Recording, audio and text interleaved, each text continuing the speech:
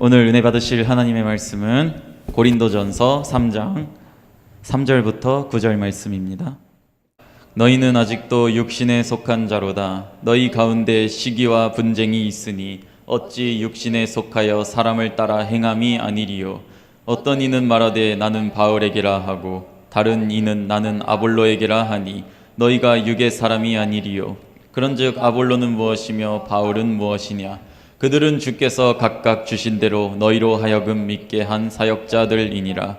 나는 심었고 아볼로는 물을 주었으되 오직 하나님께서 자라나게 하셨나니 그런즉 심는 이나 물 주는 이는 아무것도 아니로되 오직 자라게 하시는 이는 하나님뿐이니라. 심는 이와 물 주는 이는 한 가지이나 각각 자기가 일한 대로 자기의 상을 받으리라. 우리는 하나님의 동역자들이요 너희는 하나님의 밭이요 하나님의 집이니라. 아멘. 네, 할렐루야. 네, 하나님 사랑하시면 아멘 하시기 바랍니다. 예수님을 사랑하시면 아멘 하시기 바랍니다. 성령님 사랑하시면 아멘 하시기 바랍니다. 네, 같이 외치겠습니다. 하나님 최고, 예수님 최고, 성령 최고, 하나님 최고, 예수님 최고, 성령 최고, 하나님 최고, 예수님 최고, 성령 최고. 호산나, 호산나, 호산나. 성령 하나님 임하소서, 도우소서, 인도하소서. 예수의 피, 성령의 불, 야의 빛. 예수의 피, 성령의 불, 야의 빛. 예수의 피, 성령의 불, 야의 빛. 예수의 피, 성령의 불, 야의 빛. 예수의 피, 성령의 불, 야의 빛. 예수의 피, 성령의 불, 야의 빛. 예수의 피, 성령의 불, 야의 빛. 아멘. 서로 인사 나누시겠습니다. 예수님의 이름으로 사랑합니다. 당신은 세계를 하나님께 올려드릴 시대적인 종입니다. 아멘. 네, 할렐루야. 오늘 예배에 참석해 주신 모든 분들 대단히 감사드리고 성찬에 하나님께서 불을 주시고 또 오늘 이 드린 물질이 강단에 올라오자 불이 형성이 돼요. 예, 이 제단 여러분 우리 정말 제단이 되게 소중한 것입니다. 하나님은 구별하시더라고요. 구별하시는 하나님. 그래서 거기 있을 때와 여기 있을 때가 틀려요. 할렐루야. 그래서 하나님 앞에 드려진 이 물질 가운데 하나님께서 불을 부어 주십니다. 이것이 다 축복이 되어서 30배, 60배, 100배로 결실하게 될 줄 믿습니다. 아멘. 예. 오늘 저는요 고린도전서 3장 3절에서 9절 말씀으로 아볼로, 바울, 예수 그리스도를 통해서 본 신앙이다 이런 제목으로 함께 은혜를 나누고자 원합니다. 우리 오늘 본문에 보니까 이런 말이 나옵니다. 너희는 아직도 육신에 속한 자다 이렇게 말씀하고 있습니다.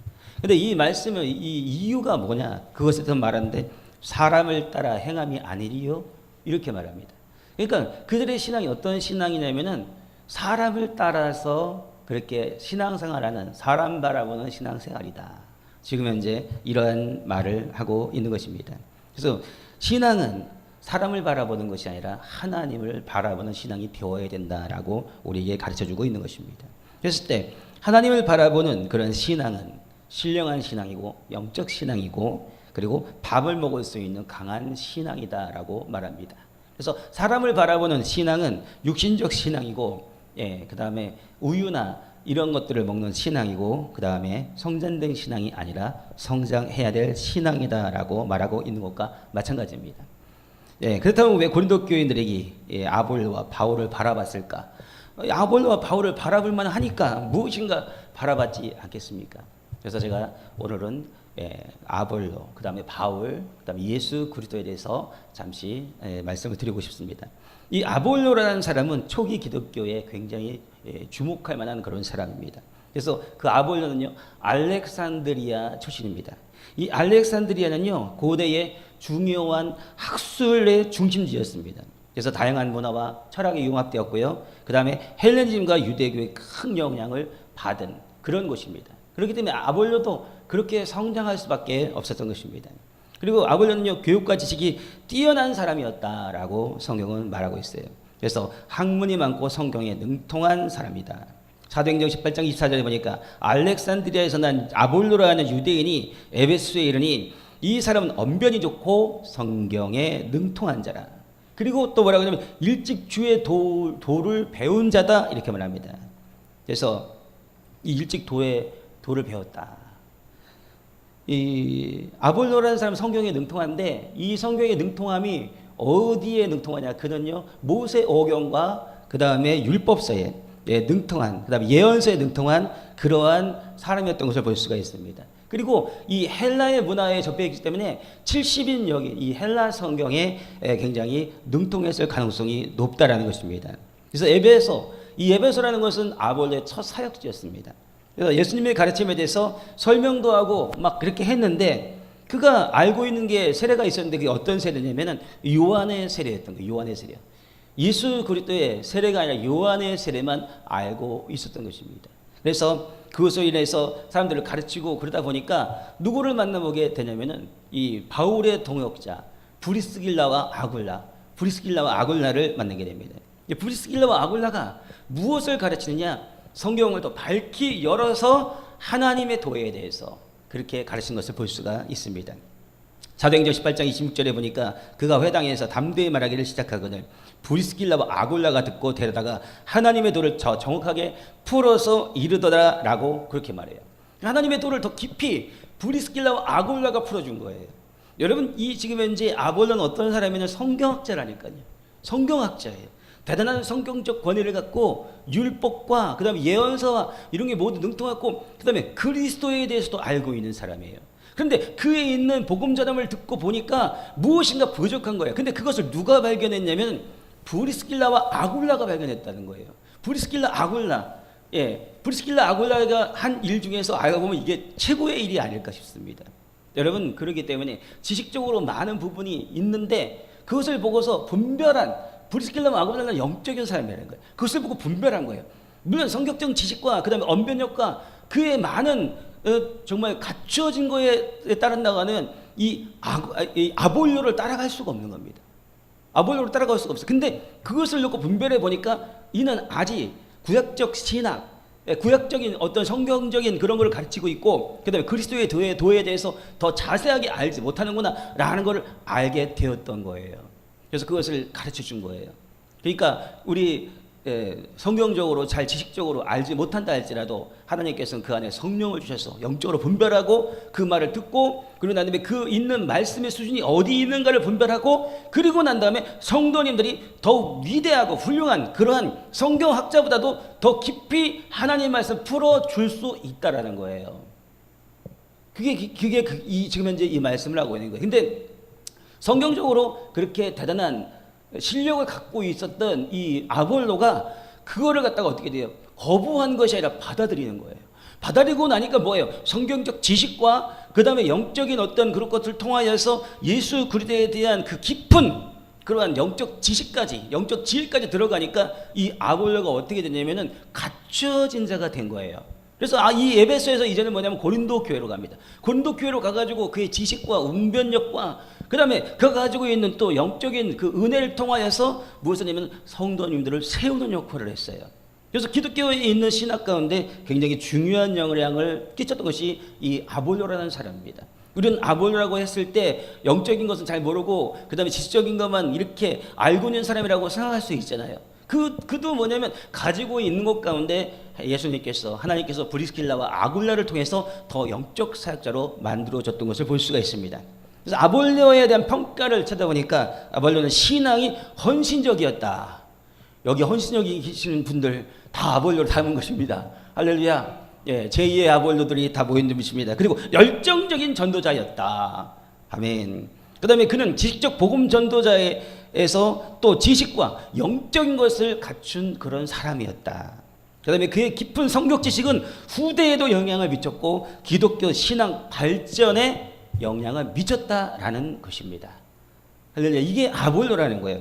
그러니까 이 아볼로에 대해서 사람들이 따라가야만 합니까? 안 따라가야만 합니까? 아볼로를 보니까 대단한 거예요. 야, 그거 말하는 그 성경에 있는 지식을 갖다 쏟아내고 그 다음에 보니까 또 영적인 거, 에베소서는 모르는데 고린도교에 오니까 이게 또 영적까지 있는 것까지 또 가미한 거예요. 그러니까 아볼로라는 사람을 주목할 수밖에 없는 것입니다. 바울만 대단한 줄 알았더니 아볼로 참 대단하네. 그러니까 나는 지금서부터는 아볼로 편이야. 나는 아볼로 목사님, 아볼로 목사를 따라가는 그런 사람이야 라고 그렇게 이야기하면서 그 사람을 중요시하는 그러한 신앙을 가졌다라는 것을 볼 수가 있습니다. 할렐루야.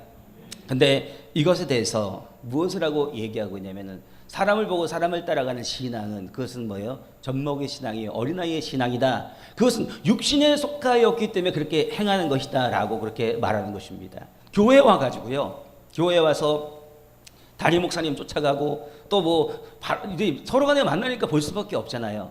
근데 누구를 바라봐야 돼요? 신앙은 누구를 바라봐야 돼요? 예수 그리스도를 바라봐야 됩니다. 예수님을 바라보고 신앙생활 하는 거, 그렇게 하다 보면은 그 사람에 있는 장단점 이런 것들이 잘 안 보여요.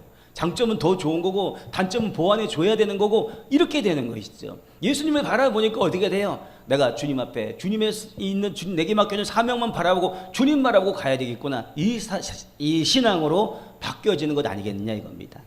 할렐루야. 그래서 인간 따라가지 말고, 이렇게 대단하고 훌륭한 사람이라 할지라도 따라가지 말고 예수님 따라가는 신앙이 되어야 된다라고 우리에게 지금 현재 이 바울은 우리에게 권면하고 있는 겁니다. 그다음에 사도 바울에 대해서 살펴본다고 한다면, 이 사도 바울은요, AD 5년경, 기원후 5년경에 길리기아 다소에서 태어난 그 출신입니다. 이 부모님들은 다 유대인이에요. 그리고 난 다음에 부유한 그러한 상황 가운데 태어났고요. 그러니까 어떤 사람이에요? 금수저예요. 금수저. 여기 금수저이신 분들 별로 없으시죠? 거의 다 흙수저시죠? 얼마나 오시냐고 수고 많으셨어요. 그러므로 인해서 어떻게 됐냐? 사명 감당하셨고, 그리고 난 다음에 상급도 많으실 거 아니에요. 예. 저는 어떻게 돼요? 흙수저 중에 흙수저. 예. 얼마나 새까만지 몰라요. 예. 흙수저. 근데 이 바울은 어떤 사람이냐면은 금수저였다는 거예요. 금수저. 그리고 그는요, 지식적으로 굉장히 풍부한 사람이었어요. 그리고 노마 시민권을 갖고 태어났고, 그리고 난 다음에 복음 전파 사역에 많은 일들을 감당한 후에 그런 일들을 했다는 겁니다. 그가 예루살렘에서 가말리엘이라는 유명한 율법사에게 배웁니다. 그게 바로 뭐냐면, 지금 이제 PhD와 같이 굉장히 이 PhD나 이런 데 가보면은 어떤 공부를 해요? 사람들 막 쫙 모여가지고 하는 게 아니라 몇 명만 가르쳐가지고 아주 자세히 가르치고 막 이렇게 하잖아요. 그렇죠? 그래서 PhD를 나오게 되면은 더 자세하게 가르쳐 배웠기 때문에 무엇이냐, 교수님도 되고 그 다음에 이렇게 하잖아요. 할렐루야. 그러기 때문에 그러한 지식적 배경을 가지고 있었다는 거예요. 그래서 빌립보서 3장 5절에 보니까 나는 유대인 중에 유대인이라, 내가 율법을 따라 바리새인이라는 것은 모두 다 아는 사실이다라고 그렇게 말하고 있는 거예요. 근데 이렇게 태어난 금수저, 그리고 공부 많이 한 이 바울이 어떻게 되느냐, 기독교 초기 신앙이 어떤 신앙이었냐면, 그는 어떤 모습을 띄었냐면 박해자의 모습을 띄었다라고 성경은 말하고 있는 겁니다. 아주 기독교를 핍박하는데 얼마나 박해자냐면 심각하게 핍박했어요. 사도행전 8장 3절에 보니까 사울은 교회를 잔멸하고 각 집에 들어가 남자나 여자나 끌어다가 옥에 넘겼다라고 말합니다. 아주 못된 사람이었던 거예요. 이렇게까지 말이야. 예? 그리고 난 다음에는 그가 또 다마스코까지 갑니다. 그래서 예수 믿는 사람이라면 다 잡으려고 아주 그냥 살기가 등등하고 열심히 등등한 거예요. 그러다 보니까 가다가 어떻게 돼요? 예수님을 만나게 됩니다. 빛으로 오신 예수님 음성이 들립니다. 사울아 사울아, 네가 나를 왜 핍박하느냐? 주여 누구시니까? 나는 네가 핍박하는 예수다. 거기에서 예수님을 갖다가 깊이 만나고 꼬꾸라져 버리는 거예요. 3일 동안 밥도 못 먹고 있다가 아나니아라는 종이 와가지고 안수함의 눈에서 비늘 같은 게 벗겨지고, 그리고 난 다음에 그거 다시 보게 되고, 그리고 예수는 그리스도다 주다 선포하면서 그의 복음 사역이 거기서부터 시작이 되는 겁니다. 그때 나가가지고 막 이렇게 하는데 다른 사람을 만나도 그걸 믿지를 않아요. 그러니까 그 갔던 사람들, 다른 사람들이 그것을 증언해가지고 이 사람이 이렇게 해가지고 그리스도를 전했다 라면서 그렇게 해가지고 인정을 받은 것을 볼 수가 있는 것입니다.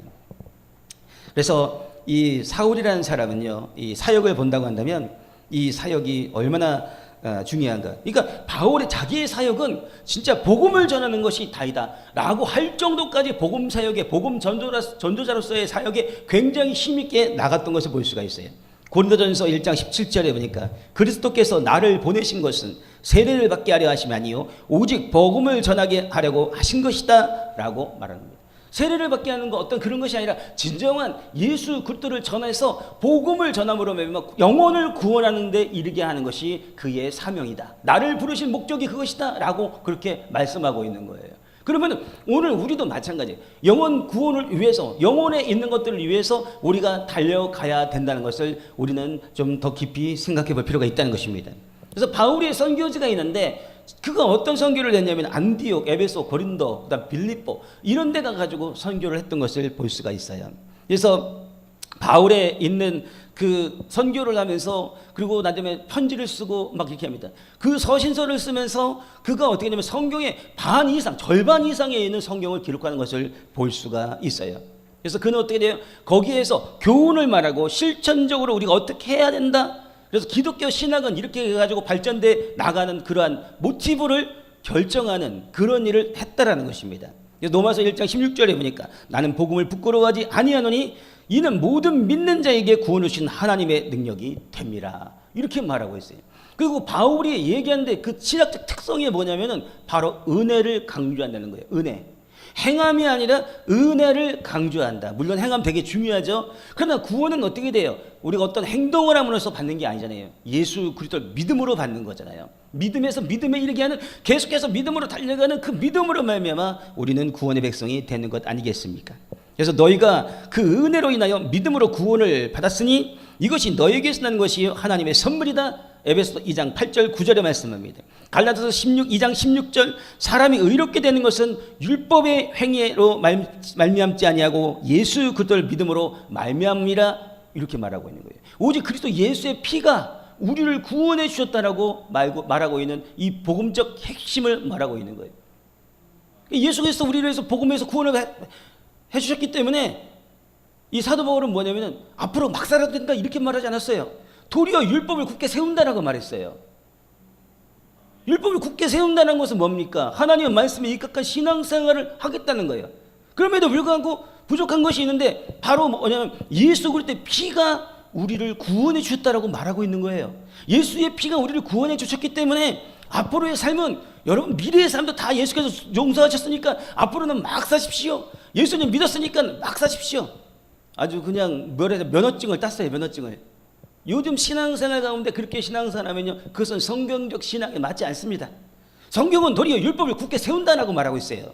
하나님 말씀 가운데 613가지 있는 말씀을 내가 죽도록 십계명을 죽도록 지키는 그런 신앙생활. 그래서 믿음으로 하면 우리가 구원을 받아 예수를 믿었으니까 그 믿음이 바로 뭐냐면 하나님의 말씀을 이루게 하는 것이다라고 얘기하는 게 사도 바울의 이 복음의 핵심이라는 거예요.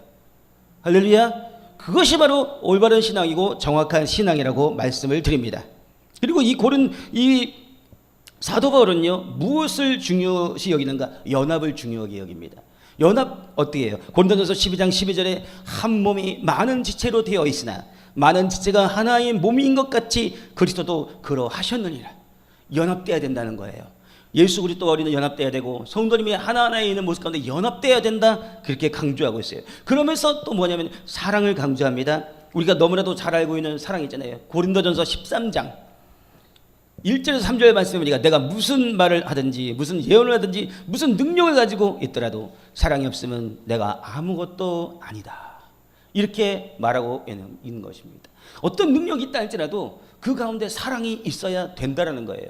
내가 능력을 행했는데 알고 보면 어떻게 돼요? 내가 나 자신에 있는 영광, 나를 드러내기 위해서 그리고 내가 잘났다라고 그렇게 말하기 위해서 그렇게 하는 경우들 많잖아요.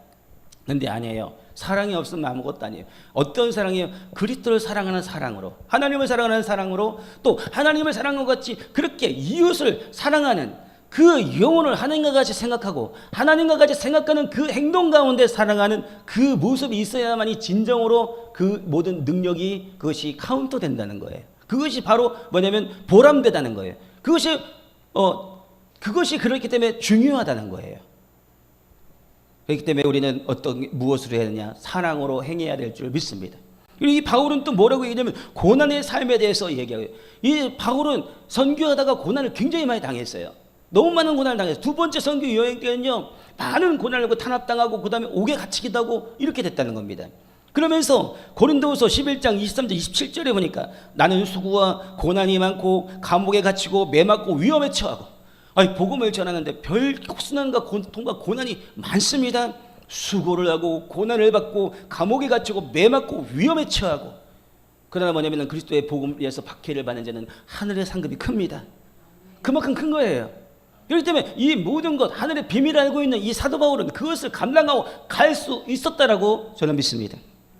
그리고 그럼에도 불구하고 어려운 환경 속에서 기뻐하는 신앙생활을 하라.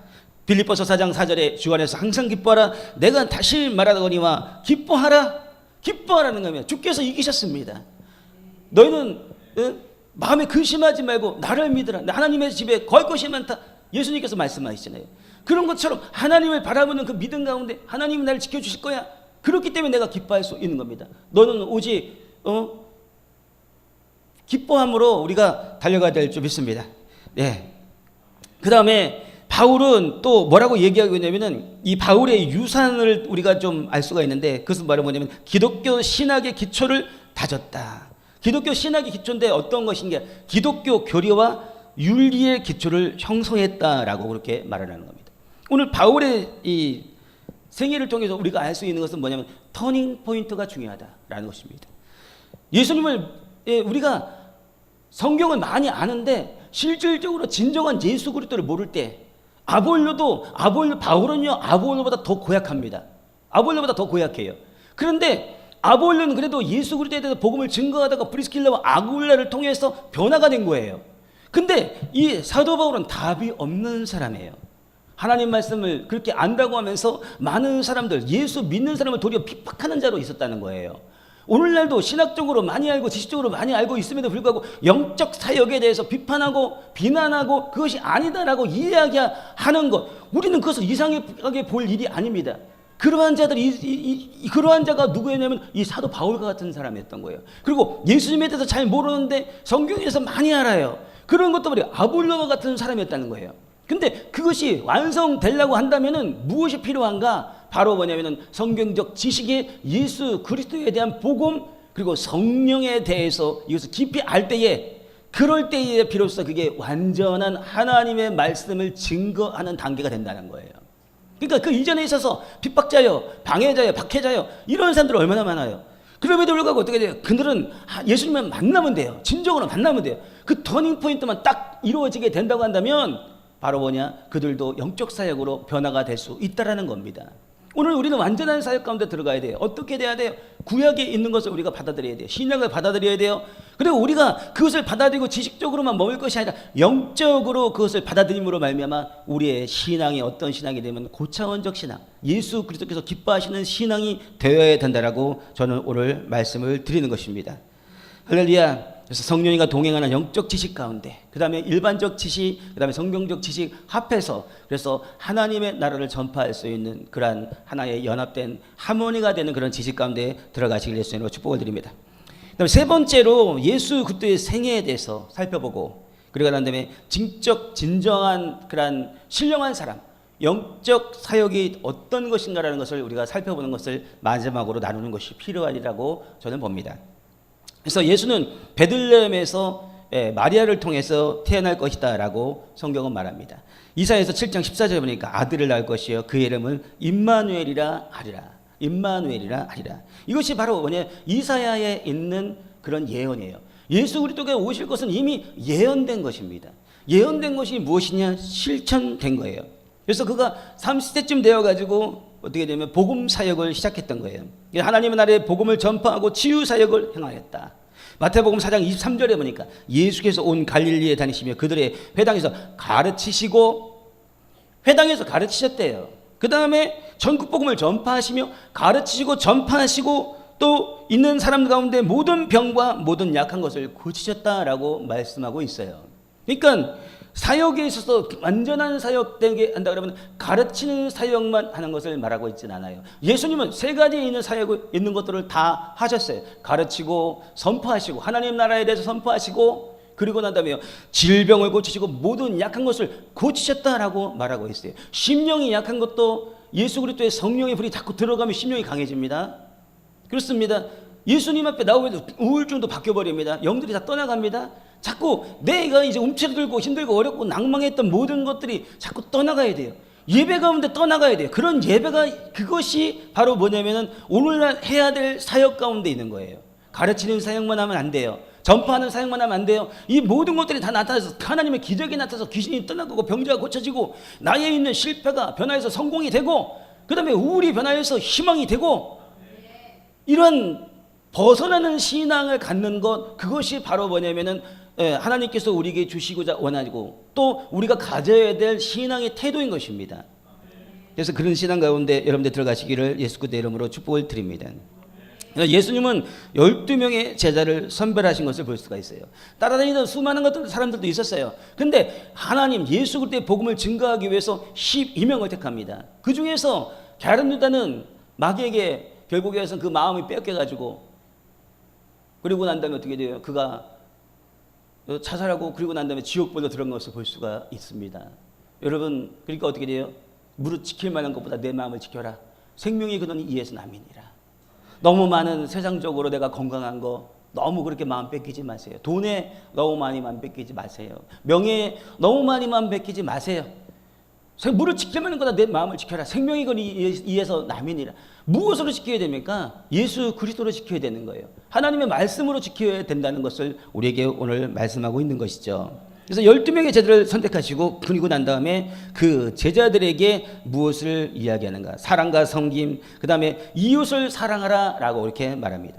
마태복음 22장 39절에 내 이웃을 내 몸과 같이 사랑해라 이런 말합니다. 두 번째로 또 예수 그리스도의 품성을 본다고 한다면 그 품성은 사랑입니다. 요한복음 13장 34절에 내가 너에게 새 계명을 주니 서로 사랑하라 이렇게 말씀하고 있어요. 그다음에 온유함입니다. 마태복음 11장 29절 나는 마음이 온유하고 겸손하니 나의 멍에를 메고 나에게 배우라 이렇게 말씀합니다. 그다음에 의에 줄이고 목마른 삶입니다. 의에 줄이고 목마른 자는 복이 나니 그들이 배부를 것이며 마태복음 5장 6절입니다. 그다음에 용서하는 그런 삶입니다. 요한복음 8장 7절에 너희 중에 죄 없는 자가 먼저 돌로 치라 이렇게 말합니다. 그래서 다섯 번째로 겸손함입니다. 너희가 나를 주와 선생이라고 부르니 옳게 말하되 그러므로 내가 너희를 발을 씻겼으니 너희도 서로 발을 씻겨주라 이렇게 말하고 있는 것입니다. 여러분 우리의 삶 가운데 무엇이 굉장히 필요한가? 섬김이 필요한 것입니다. 예수께서 오셨는데 무엇을 위해서 오셨는가? 섬김을 위해서 오셨다는 거예요. 너무나도 중요한 지금 메시지를 하고 있는 겁니다. 그리고 세 번째로 예수 그리스도의 부활에 대해서 말하고 있는데 그것은 바로 뭐냐면 이사야서 53장 5절에 그가 징계를 받아 우리에게 평화를 주고 그가 채찍에 맞음으로 우리가 나음을 입었도다 라고 그렇게 말을 한다는 거예요. 그리고 난 다음에 골고다에서 죽으시면서 요한복음 19장 30절에 다 이루었다라고 말씀하고 있는 것입니다. 그리고 기독교 신앙은 뭐예요? 부활의 신앙이다. 부활의 신앙. 기독교에 부활이 없다고 한다면 아무것도 아닌 것입니다. 기독교에 부활이 없다 아무것도 아니에요.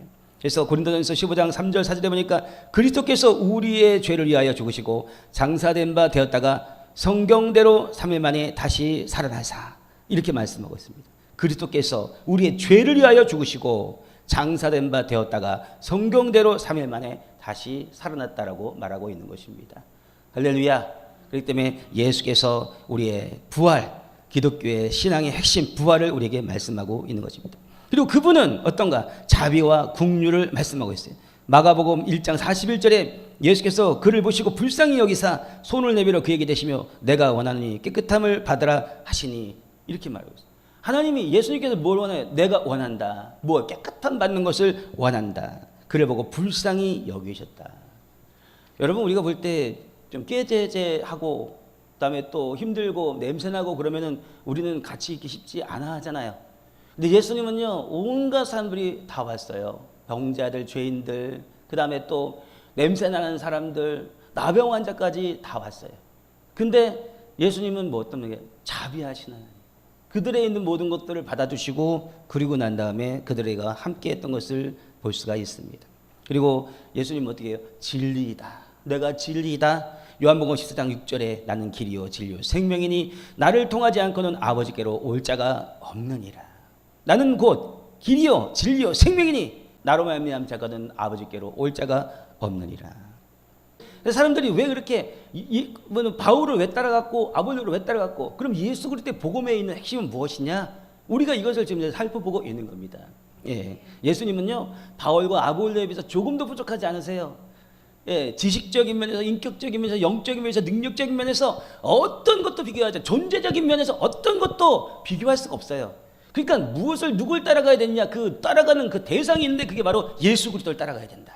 예수를 바라보고 따라가야지만이 그게 영적인 신앙이고 신령한 신앙이고 그것이 단단한 식물을 먹는 신앙이다라고 지금 현재 가르쳐주고 있는 거예요. 그러니까는 나가셔가지고 우리 교회에 있는데 목사님인데 너무 잘생기고 너무 멋지고 진짜 하늘의 천사 같고 동의하시는 분 아무도 안 계셔. 네, 다 알고 있어요. 네. 근데 그렇게 해가지고 나가가지고 그렇게 전하지 말고 뭐예요? 예수님 전하세요. 예수님. 예수가 그리스도십니다. 예수가 주십니다. 예수가 그리스도입니다. 예수가 주십니다. 성도님들이 복음을 전할 때 그렇게 복음이 나온다고 한다면 제가 잘 가르친 거예요. 그게 그런 거예요. 나갔다가 그냥 목사님 뭐 저기 하고 그 교회 목사님은 능력이 많고 병 낫고 또 뭐냐면 기적이 나타나고 그리고 생긴 것도 진짜 잘생겼고 뭐 그냥 감히 해가지고 이거는 복음이 아니에요. 복음은 뭐예요? 예수 그리스도를 전하는 거예요. 때를 얻든지 못 얻든지 듣든지 말든지 듣든지 말든지 그리스도 예수를 전하라는 거예요. 예수 그리스도를 복음을 전하는 것. 그래서 우리가 그리스도 예수로 충만하고 예수의 인격적인 삶을 담고 사람을 바라보면요 그 사람에 있는 습성이 다 그렇게 가는 거예요. 사람 바라보면서 받을 게 뭐가 있습니까? 아무도 없잖아요. 근데 예수 그리스도를 바라보게 되면 나는 마음이 온유하고 겸손하고 사랑이 많고 자비하고 인자하고 그 하나님의 품성이 다 흘러나오는 거예요. 그래서 우리가 마음에서 그리스도 예수를 바라보는 그 생각과 마음과 모든 것들이 예수 옆에 그 중심적으로 받쳐지게 되면 하늘의 문이 열려요. 영적으로 하늘의 문이 열려가지고 그래서 그냥 예수께서 주시는 그 은혜가 들어가는 거예요.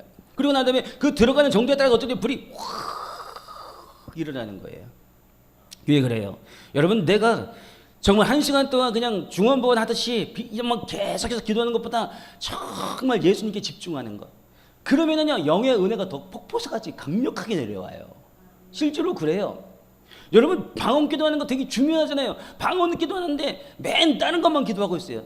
여러분 기도할 때 있는 그 파워를 갑자기 또 얘기하는데 가장 큰 파워는 어디서 오냐면요 세계를 위해서 기도할 때 가장 큰 파워가 와요. 세계 복음화를 위해서 기도할 때 가장 큰 파워가 옵니다. 불이 그래 불땡이가. 우리 나라 민족이 굉장히 어렵잖아요.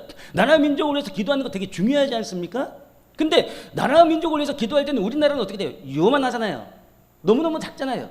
그런데 전 세계 5대양 다니면서 그 나라 그 있는 거기마다 5대양 6대조에 있는 것을 다 기도하면서 때로는 더 장세가 기도하면요 거기에 걸맞는 불이 와요. 이런 비밀을 알려드려도 되나 모르겠네. 예. 그 저기 유튜브에 보면 뭐 써있더라고. 알려줘도 안 해요. 뭐 이렇게 써있더라고요. 뭐 하면은 알려줘도 안 해요. 그러면서 뭐 자기가 하면서 뭐 결국에는 가입해가지고 돈 내고서 뭐 사라 이거예요. 그게 많아. 근데 그렇게 됐을 때 영적으로 나가잖아요. 그러면요 그 은혜가 내게 더 강한 불이 와요. 왜냐 하나님은 온 세계 전 세계 5대양 6대제 장하에서 복음 기도를 하기를 원하시는 거예요. 기도. 그렇게 첫 번째는 기도하기 원하시는 거예요. 그리고 난 다음에 기도가 되고 난 다음에 복음이 돼야 되잖아요. 그 굉장히 순서가 중요한 겁니다.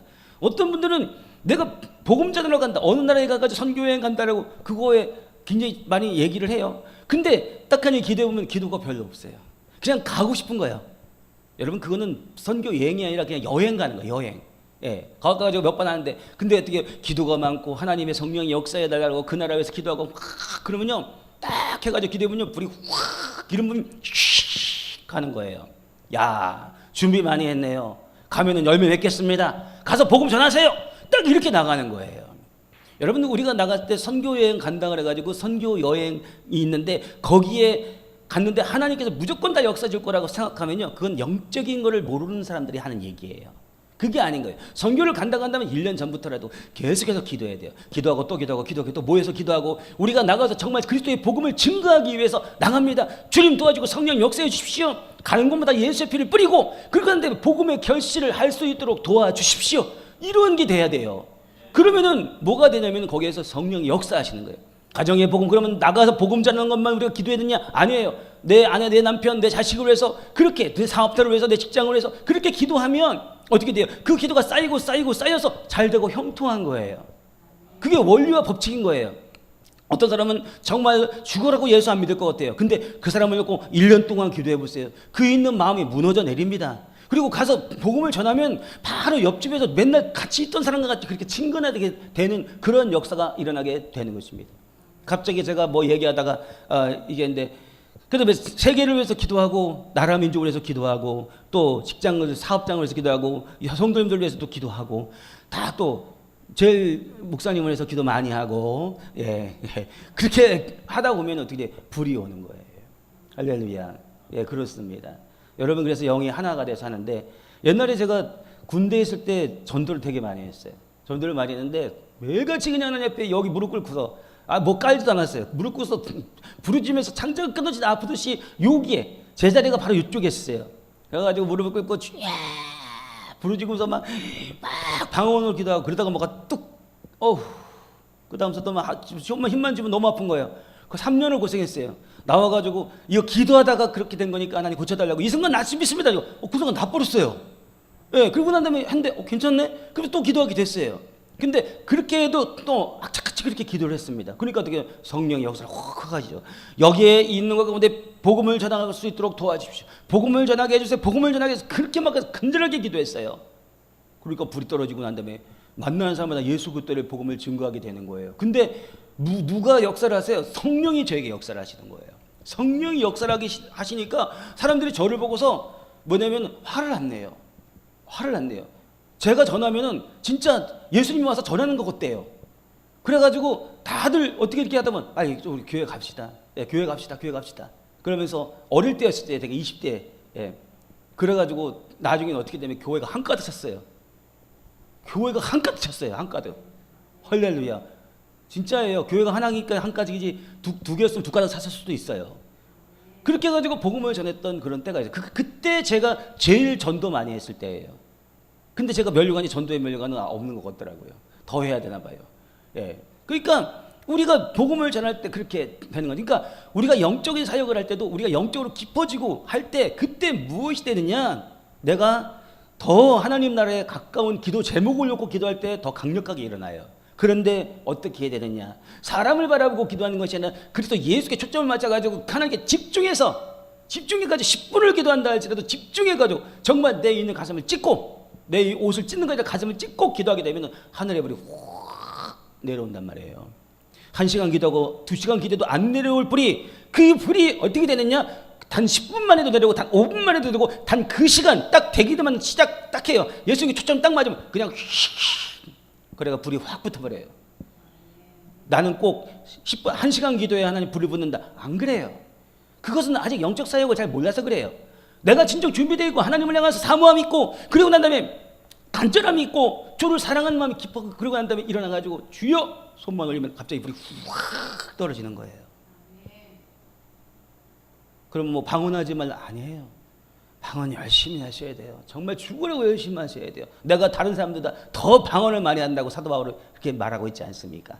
그렇게 영적 사역을 하는데 예수 그리스도를 바라보는 그 심령의 초점이 그렇게 강력해야 된다라고 말하고 있는 거예요. 여러분이 김웅서 목사를 기도할 때마다 김웅서 목사를 생각하고 그런 다음에 막 기도해 보세요. 불이 안 떨어질 거야 아마. 근데 예수님이 생각하면 불 떨어져요. 불을 주시는 주체는 누구냐? 바로 예수님이신 겁니다. 예수께서 하면 진짜 불이 떨어집니다. 실제로 그래요. 한번 해보시라니까요. 지금 한번 해보세요. 손 들고 손 들어보세요. 이게 실전에 중요한 거예요. 이게. 자, 지금 한번 해보세요. 예수님, 난 주님 앞에 초점을 맞춥니다. 눈을 감고 나를 받아주십시오. 예수님, 십자가를 바라보세요. 그 피 흘리심을 바라보세요.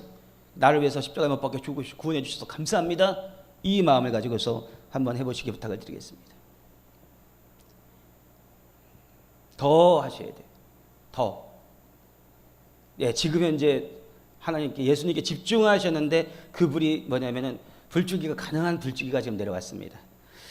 더 뜨거워집니다. 지금 강에 뜨거워지기 시작합니다. 할렐루야. 예, 그렇습니다. 이렇게 불을 받는 거예요. 근데 우리가 뭐 했어요?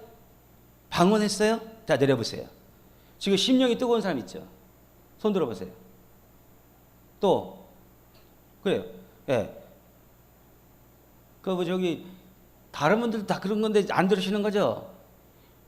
왜냐면은 제가 지금 현재 이것을 그냥 하는 말이 아니에요. 우리가 방언을 하든 묵상을 하든 통성 기도를 하든 어떤 기도를 하든 초점이 어떻게 돼요? 예수 그리스도께 내가 맞춰진다면, 그렇다고 한다면 하나님의 불이 굉장히 강하게 떨어져요. 그 심령에 금방 뜨거움이 떨어진단 말이에요. 평강이 떨어진단 말이죠. 1시간 동안 기도해도 그냥 주님께 집중하지 못해요. 내 문제만 계속 그 생각만 하고 있어요. 그러면 뭐가 되냐면은 하늘의 불이 떨어지는 게 쉽지 않습니다. 방언을 하나, 뭐 종알종알 하면서 읊조리면서 기도를 하나, 말씀을 놓고 읊면서 기도를 하나, 묵상으로 기도를 하나, 어떤 기도를 하나, 초점은 어디에 맞춰야 돼? 예수님을 바라보고 그분 앞에 안에서 하나님의 뜻을 받고자 하는 그 마음으로 돼야 돼요. 그러면 거기에서 불이 떨어지는 거예요. 굉장히 큰 불이 떨어져. 지금도 심령이 많이 좋잖아요. 벌써 그 불을 어떻게 받을 거예요? 1시간 교대한다고 해서 그 있는 심령의 뚫림이 금방 그렇게 됩니까? 안 되잖아요. 그런데 지금 이제 내려가지고 그 불을 받은 것 벌써 1시간 이상에 있는 그 영적인 건 벌었잖아요. 그게 어디서 오는 거예요? 예수 그리스도께 초점을 맞출 때 오게 된다는 겁니다. 할렐루야. 예, 이제 거의 다 끝났어요. 그리고 예수님은 진리이고 그 다음에 예수님은 왜냐하면 우리에게 희망을 줍니다. 마태복음 11장 28절에 보니까 수고하고 무거운 짐진 자들아 다 내게로 오라 내가 너희를 쉬게 하리라. 예수님은 정말 대단하신 분이에요. 내게로 와라 내가 짐진 거 다 해결해 줄게 이렇게 말씀하고 있어요. 너무 놀라운 그런 말씀입니다. 그 다음에 그분은 아버지와 일치시다 하나이시다. 요한복음 10장 30절 아버지와 나는 하나이니라. 아버지가 내 안에 내가 아버지 안에 어떻게 돼요? 예수 그리스도의 영 성령이. 그러니까 어떻게 되는 거예요? 우리도 아버지가 내 안에 내가 아버지 안에 아버지가 우리 안에 우리가 아버지 안에 이렇게 되는 거예요. 무엇으로? 성령으로. 그러니까 하나님이요 얼마나 우리를 정말 높은 존재로 만들어 주셨나 몰라요. 예수 그리스도께서 하나님의 아들이시잖아요. 그리고 그분이 성령으로 물부터 기름부터 돼서 착한 일을 행하셨다고 말씀하고 있습니다. 그런데 그분이 아버지와 하나래요. 근데 그분이 받은 성령을 우리에게 주셨어요. 그래서 너희는 양자의 영을 얻어서 아버지라 하느니라. 그러니까 얼마나 우리를 위대한 존재로 만들어 주셨냐고요. 우리는 때때로 이렇게 생각하잖아요. 왜 우리가 하나님을 섬겨야 돼? 하나님보다 하나님이 우리를 갖다 섬겨주는 게 우리가 더 손해보는 것 같은 느낌 들 때 있었잖아요. 다 그런 거 경험해 보셨죠? 저 옛날에 그러셨어요. 근데 하나님의 사랑을 알고 보니까 그분은 우리에게 주셨는데 무엇을 주셨는가? 생명 주셨고요. 그분은 우리에게 무엇을 주셨는가? 우리를 구원하시기 위해서 예수 그리스도 십자가에 못 박혀 죽기까지 그렇게 가지고 주셨단 말이에요. 그리고 우리에게 누굴 주셨는가? 성령님을 주셨어요. 하나님을 주셨단 말이죠. 그러니까 우리를 요만큼 하나님 앞에 드리고 하나님께 영광 올린다고 그렇게 하고 난 다음에 어떻게 돼요? 그냥 목에 어떻게 돼요? 뭘 붙여? 그냥 속골 다 깁스하고 어깨에 그냥 이러고 말이야. 이게 뭐 하는 거예요? 교만함을 말하는 거예요. 자만함을 말하는 거예요. 오만함을 말하는 거예요. 그런데 뭐예요? 예수 그리스도께서는 그렇게 하지 않으신다는 거예요. 우리에게 무엇인가? 예수 그리스도를 주시는 거예요. 그 다음에 또 누굴 주시는가? 성령님을 주신다는 것입니다. 그러니까 이 얼마나 하나님의 사랑이 크냐 이겁니다. 그러니까 우리가 하는 것은 우리가 섬기는 건 아무것도 아니고 하나님은 우리를 섬기기에 너무 크다는 것입니다. 그런 하나님을 우리가 섬겨야 되지 않겠느냐 저는 이 말씀을 드리고 싶은 것입니다. 그리고 그분은 기도하셨는데 마가복음 1장 35절에 새벽 아직 어두울 때에 예수께서 일어나 나가 애딴 곳으로 가서 기도하시더니 요한복음 4장 34절에 보니까 하나님에 대한 헌신이 나와요. 나의 양식은 예수님의 양식이 있대요. 나를 보내신 이의 뜻을 행하며 그의 일을 온전히 이루는 것이다 라고 그렇게 말씀하고 있습니다. 여러분 하나님의 뜻을 행하는 것 그분의 뜻을 온전히 이루는 것 되게 중요한 거예요. 여러분 이 영적 단계에 들어가려고 한다면 얼마나 힘들고 어렵고 자기는 뼈를 깎고 자기 마음을 깎고 자기 생각을 깎아야 되는지 모릅니다. 할렐루야. 제가 볼 때 이렇게 되려고 한다면 적어도 내 안에 탈바가지는 없어야 돼요. 예, 탈바가지가 없어야 돼요. 왜냐하면 탈바가지 있다는 게 뭐예요? 생각이 많다는 얘기 아니에요. 생각이 있어가지고 뭐라는 거예요? 생각이 마음으로 내려가지고 행동으로 옮겨지잖아요. 그렇죠? 이 또 탈바가지 얘기하니까 다들 심각해져요. 탈바가지가 없어야 되잖아요. 내 안에. 우리가 알고 있는데 탈바가지가 있으니까 내 생각과 내 고집과 내 있는 또 나에 있는 어떤 행동과 이런 거 다 나오잖아요. 근데 없어요. 탈바가지가 없다는 건 뭐예요? 오직 그리스도 예수께서 내게 말씀하시면 내가 그대로 순종하겠나이다. 내 생각이 없는 거예요. 내 마음이 없는 거예요. 그 단계인 거예요. 주님이 원하신다면 그렇게 할게요. 내 마음을 비워놓는 거예요. 심령이 가난한 자는 복이 있나니 천국이 저희 것입니다. 심령이 가난한 거예요. 무엇으로 가난합니까? 하나님의 뜻으로 가난한 거예요.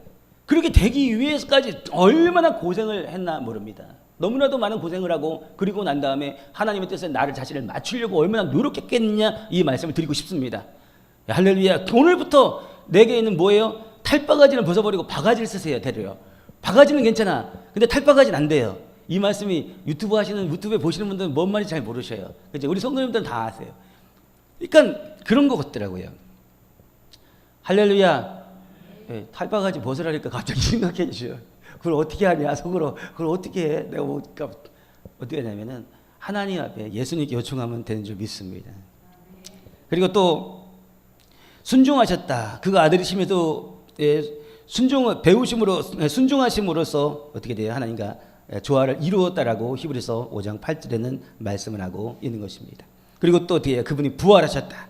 마태복음 28장 6절에 그가 여기 계시지 아니하고 그는 죽은 자 가운데서 살아나셨느니라. 우리를 부활시키시는 분이 누구시냐면 바로 예수님이라는 거예요. 바울도 아볼로도 절대 부활 못 시켜요.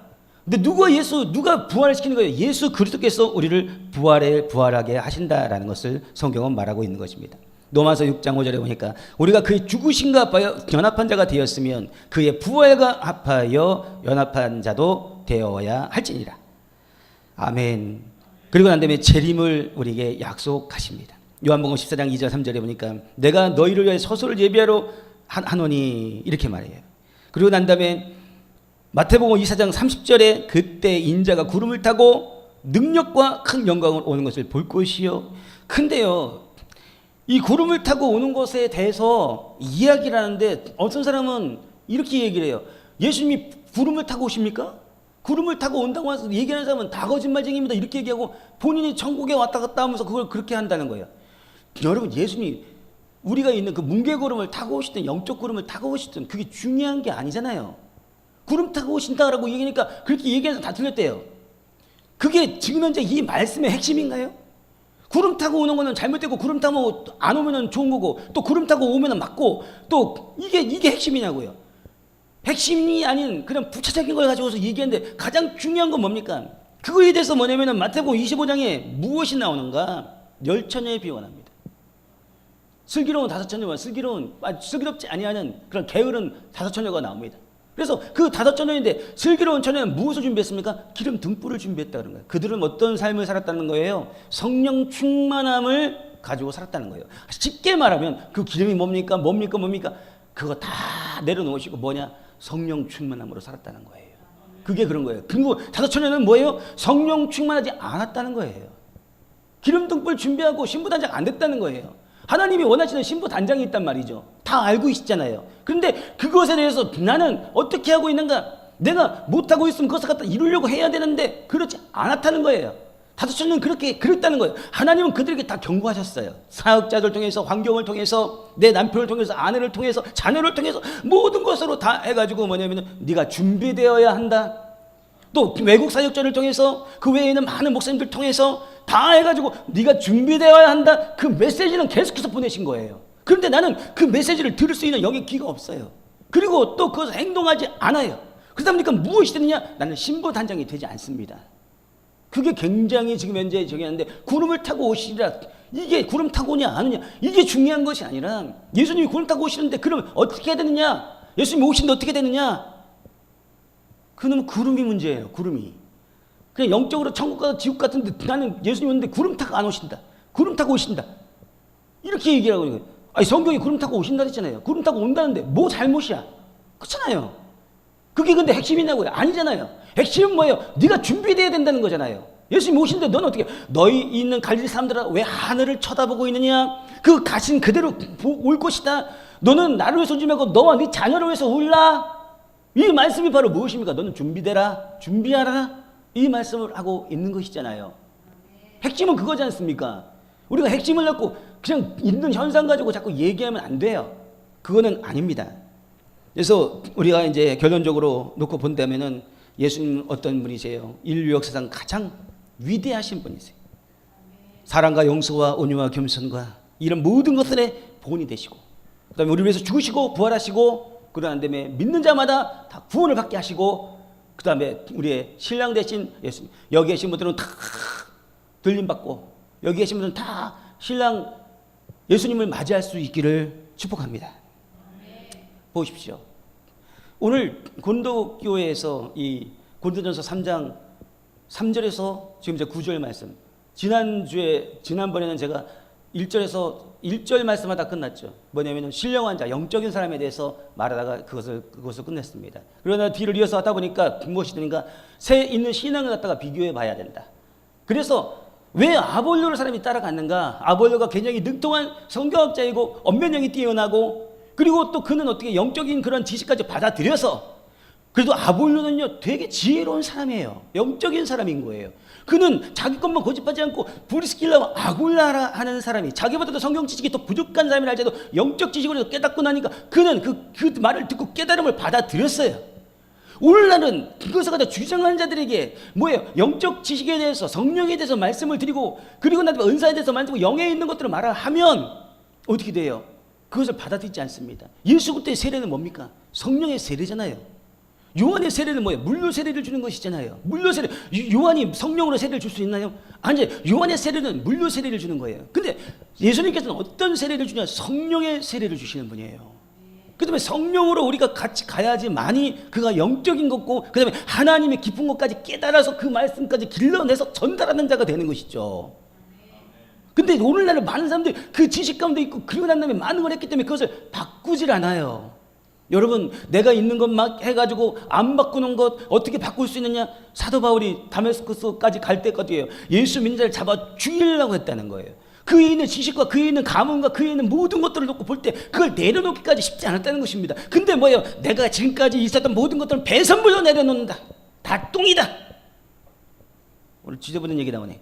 다 그렇다 이거예요. 근데 내가 오직 우리 주 예수 그리스도를 아는 것밖에 없다라고 말하고 있는 것이 바로 사도 바울의 고백인 거예요. 내가 지금 현재 가지고 있는 것이 그렇게 많은 것들이 있고 많은 걸 이뤄냈다 할지라도 예수 그리스도에 있는 복음 앞에는 다 내려놔야 되는 거예요. 사도 바울이 그 본을 보였던 것입니다. 그런 것이에요. 그래서 사도 바울은 어때요? 또 그렇게까지 했는데 결국 가가지고 그리스도 예수에 있는 복음 전도자로서 그렇게 나갔던 것을 볼 수가 있어요. 그러니 이 고린도에 있는 사람들이 어떻게 돼요? 바울에게라 또 나는 아볼로에게라. 사도 바울 보면 얼마나 존경스럽습니까? 신앙인으로서 우리가 따라갈만 하잖아요. 그러니까 거기에 집중해야 되는 거예요. 그러니까 사도 바울은 뭐예요? 나에게 집중하지 마라. 아볼로에게도 집중하지 마라. 씨를 뿌리고 물 주는 자에게 집중하지 말고 오직 하나님 예수 그리스도의 신앙 가운데 집중하고 하나님께 집중하라. 그는 자라게 하신다라는 거예요. 여러분, 씨를 심었는데 안 자라요. 물을 줘도 안 자라요. 씨를 심고 물을 줘도 안 자란다는 것은 뭐냐면 예수 그리스도를 바라보는 신앙이 아니라 사람 바라보는 신앙이라고 지금 말하고 있는 거잖아요. 누가 지금 현재 씨를 심어요? 누가 진짜 물을 줘요? 아볼로와 바울이 씨 심고 물 주잖아요. 근데 자라질 못해요. 자라질 못한다는 거예요. 근데 자라게 하시는 이유냐? 하나님이시다. 자라고 싶습니까? 신앙이 자라고 싶냐고요. 그러면 사람에 있는 것을 바라보는 것이 아니라 온전히 내가 그리스도 예수의 십자가를 바라보고 예수의 순종을 바라보고 예수의 사랑을 바라보고 하나님과 나와 내 안에 계신 예수 그리스도 그리고 하나님을 바라보고 그 신앙을 통해서 무엇이 되느냐? 신령한 사람이 되어야 된다는 거예요. 영적인 사람이 되어야 된다. 단단한 음식을 먹는 사람이 되어야 된다라고 지금 현재 성경 지금 이 고린도전서 3장 1절에서 9절 말씀에 우리에게 말씀하고 있는 것입니다. 할렐루야. 이 말씀을 가지고 하나님 내가 주를 바라보게 하옵소서. 이 기도 제목 앞에 같이 오늘 기도로 달려가겠습니다. 주님 세 모르고 통성으로 기도드립니다. 주여 주여 주여. 아바다를 감시하리보다 아바다를 간다라바 셔라바라리아 칼라레. 우리의 죄된 가운데 우리의 악한 가운데 있는 모든 것들이 바뀌어지고 오직 하나님을 바라보는 신앙과 믿음으로 달려갈 수 있도록 주님 도와주시옵소서. 우리 아버지를 도와주옵소서. 하나님의 성령의 바람같이 같이 생수와 같이 수납배와 같이 장대와 같이 우주의 충만한 아버지 충만하게 역사해 주시옵소서. 오늘 이 시간에 아버지 하나님 예수를 바라보게 하옵소서. 예수를 바라보게 하옵소서. 우리의 구원자 되신 예수를 바라보러 가니까 우리가 승리할 수 있도록 도와주시오. 아버지 하나님이여 성령 오늘 이 시간에 예수를 주시기 바랍니다. 우리 아버지의 도와주시옵소서. 잡아주시옵소서. 성령이 붙잡아 주옵소서. 아버지 하나님 도와주시옵기 바랍니다. 예수의 그분의 역사에 우리 간다라. 우리 아버지 함께 해주옵소서. 하나님의 성령에 불러 역사해 주셔서 성령의 살자를 되기 원합니다. 아버지 하나님이여 가르치는 사역, 아버지 하나님의 선포하는 사역, 아버지 하나님 또한 아버지 하나님 성령이 빛나는 사역, 이 모든 사역 가운데 아버지 하나님 들어갈 수 있도록 주여 도와주시옵소서. 아버지 하나님 도와주시옵기 원합니다. 예수의 아버지 하나님 간다라 셔라다라리아. 우리 아버지님 잡아주시옵기 원합니다. 하나님 도와주시옵소서. 우리 아버지님 잡아주시옵기 원합니다. 주여는 간다라 셔라다라리아. 아버지 하나님과 감사드립니다. 하나님이 도와주시옵소서. 붙잡아주시옵기 바랍니다. 우리 아버지 간다라 셔라다라리아 칼라라바 아라바라바라 간다라 셔라바라리아 칼라라리아. 예수의 성령의 하나님과 태어나옵소서.